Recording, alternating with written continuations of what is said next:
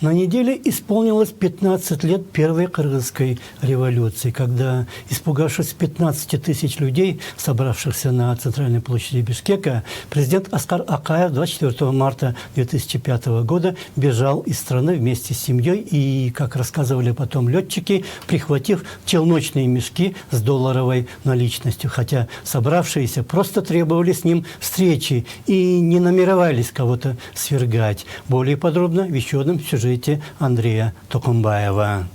В смятении, которое вызвали в стране события, связанные с коронавирусом, почти незаметно прошла на неделе важная для страны дата. Во вторник исполнилось 15 лет со дня тюльпановой революции. 24 марта 2005 года массовые акции народного протеста привели к бегству из страны тогдашнего президента Аскара Акаева. К тому времени он исчерпал и доверие избирателей, и сроки своего президентства. Да и саму Конституцию переделал так, чтобы она не мешала единолично править страной, не допуская к власти никого, кроме своих родственников и приближенных. В интервью Пятому каналу воспоминаниями поделился один из участников революции, политзаключенный времен Акаева, ученый, общественный деятель и политик Топчубек Тургуналиев. По его мнению, протесты были действительно народными, а народ хотел следующее. Свергнуть семейно-клановую авторитарную диктатуру Акаевых. Я специально говорю Акаевых. Акаев не был не единственным президентом. Он формально был президентом, а президентскую власть растащили. Майрам, Бермет, его дети.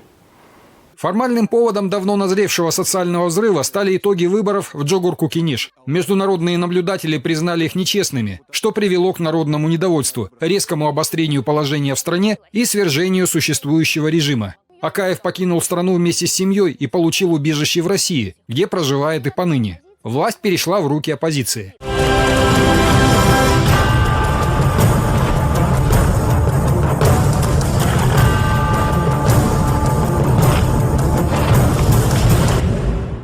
Во вторник президент Сооронбай Джейнбеков поздравил соотечественников со знаменательной датой и сказал в своем обращении. Уважаемые соотечественники, сегодня исполняется 15 лет со дня тюльпановой революции, мартовской народной революции 2005 года. Всему миру стало известно, что свободолюбивый народ Кыргызстана никогда не смирится с насилием и несправедливостью. 24 марта останется в истории как важное событие, открывшее дорогу демократическим преобразованиям в Кыргызстане. Мы обязаны всегда помнить об этом. По словам президента, и власти общества обязаны извлечь уроки из мартовских событий 2005 года. К сожалению, этого не произошло в последующие после революции годы. Пришедший на смену Акаеву Курманбек Бакиев фактически повторил действия своего предшественника, но в куда более жестком варианте. Кстати, точно так же произошло и во времена Курманбека Бакиева. События марта 2005 года не до конца выполнили свою задачу. Многие еще не свободны от стереотипов тоталитарного сознания. Это и стало причиной последующей диктатуры Курманбека Бакиева, а потом Атамбаева, сказал в интервью Пятому каналу один из участников тюльпановой революции, впоследствии ставший губернатором Джалалабадской области. Революция 7 апреля – продолжение тюльпановой революции. Народные волнения 2005 года начались в регионах страны, продолжает собеседник Пятого.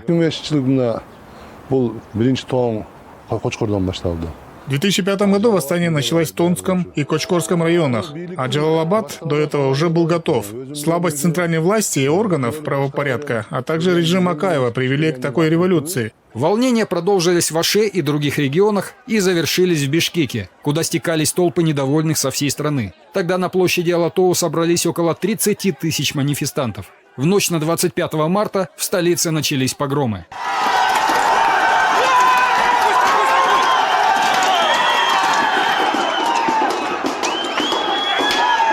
Милиция тогда разбежалась. Приказа использовать силу она так и не получила. Но пошел слух, что такова месть правоохранительных органов Аскару Акаеву за то, как он поступил с ними после событий в Аксы 17-18 марта 2002 года. Тогда милиционерам было приказано стрелять по безоружным демонстрантам. Потом многие сотрудники МВД были судимы якобы за самовольное применение оружия. В ряде районов города прекратилась сотовая связь, исчез интернет. В атмосфере паники поползли слухи, что акаевские люди отравили городской водопровод. А из села Чонкимин, малой родины Аскара Акаева, якобы идет на Бишкек колонна вооруженных всадников. На утро перед горожанами предстала такая картина. Конечно, печально.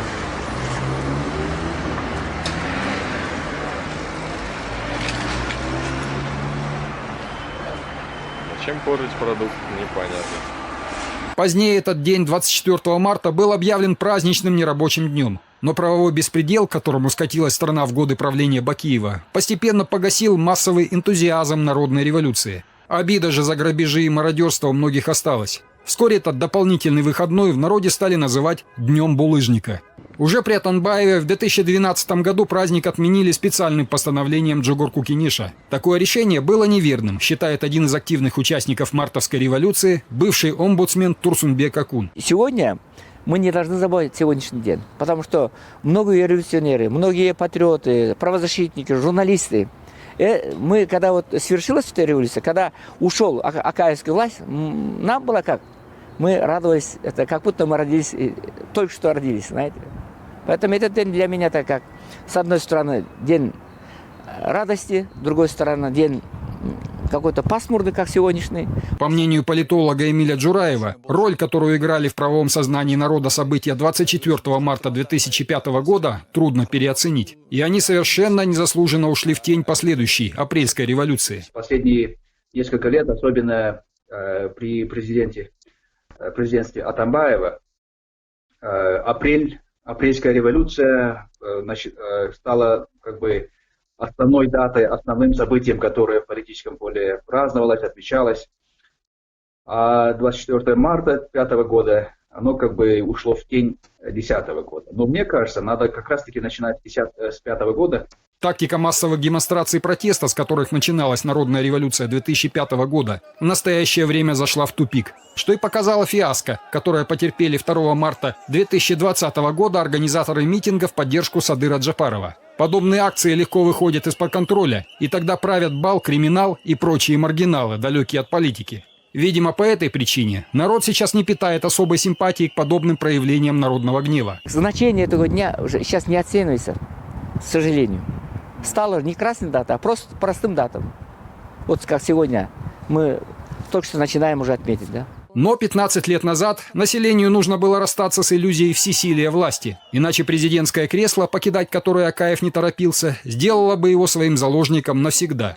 Есть стадия, когда проворовавшееся окружение главы государства делает все возможное, чтобы тот оставался у власти как можно дольше. Так ведь чиновникам легче скрывать свои прежние должностные преступления и совершать новые, отмечает Джураев. После событий 2005 года и среди простого народа, и среди политически активного слоя народа, и особенно политических партий, политических активистов, появилась некая уверенность или понимание того, что и политический порядок, и режим, и власть вообще, они достаточно хрупкая вещь.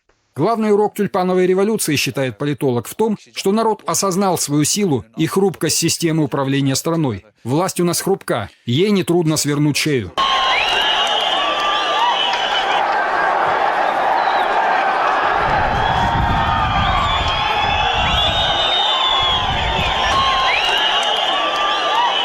Но в чьи руки она упадет после того, как падет? Жди беды, если достанется кому-нибудь недостойному, кто не может сладить со страстями и поставить на место своих ближайших родственников. Понимание этого факта одних заставляет реформировать госструктуры, что порой очень непросто. Других воздержаться от искушения штурмовать Белый дом.